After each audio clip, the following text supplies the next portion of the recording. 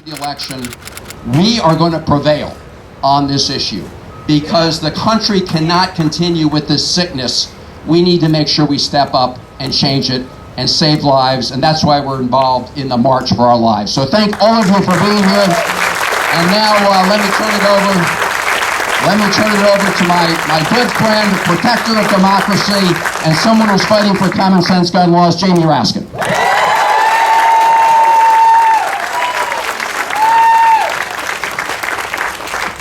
Good morning, moms. Demand action.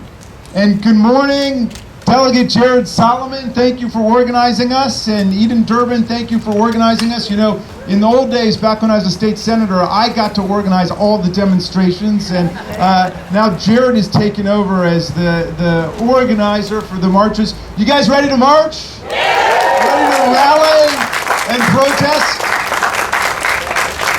If you're not ready to march, you're not ready to win. Are you ready to win? Yeah! You know, I was thinking the other day, I don't know if you saw the House Judiciary Committee hearing that we had, but it was really something. I mean, because the majority on the committee, like the majority of America, is ready to act.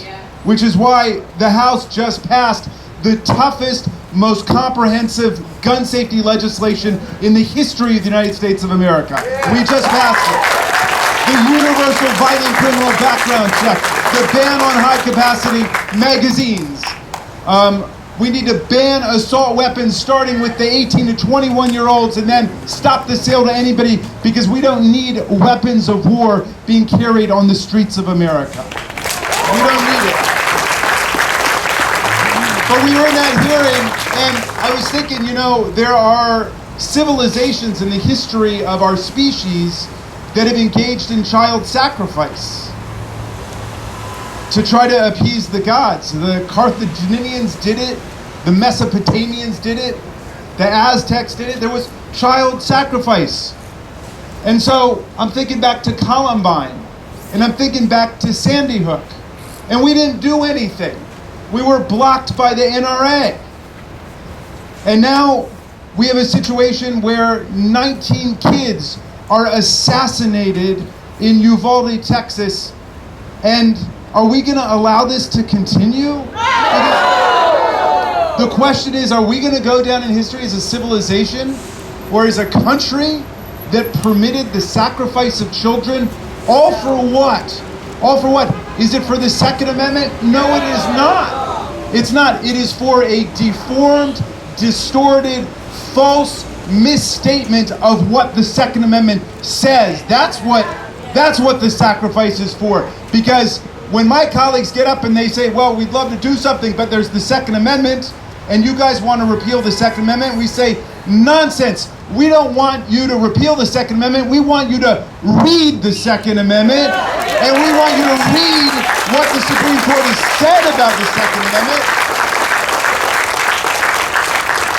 Because you don't have to trust the congressman from Maryland's beautiful 8th Congressional District. You can trust Justice Antonin Scalia, who said the Second Amendment is not unlimited. It doesn't give you a right to any kind of gun to carry anywhere you want to go at any time. That's not what the Second Amendment means. Like every other right, it is subject to reasonable regulation by the government in the interest of public safety and public security. That's all we're asking for.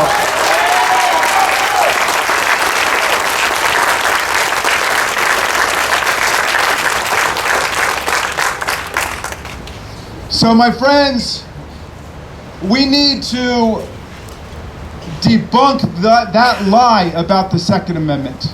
It has become the basis for my colleagues misreading not only the text of the Second Amendment and the precedent about the Second Amendment, but misreading the purpose of the Second Amendment. I now have colleagues who will get up on the floor and say the purpose of the Second Amendment is to allow the people to defend themselves against the government, okay? Now, think about that for a second.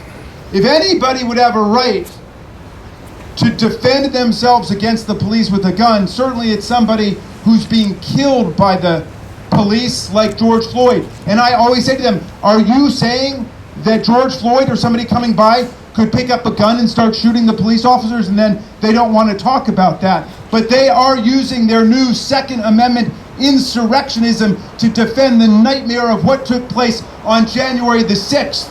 The Constitution does not give white supremacists and white nationalists the unique right to carry arms to try to destroy rule by the people in America.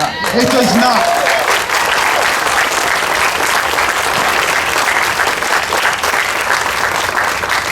So when you're marching for reasonable gun safety and the proper interpretation of the Second Amendment, you are marching for constitutional democracy and government by the people, for the people, of the people in the United States. That's what you're doing. Thank you for marching today. Thank you for organizing.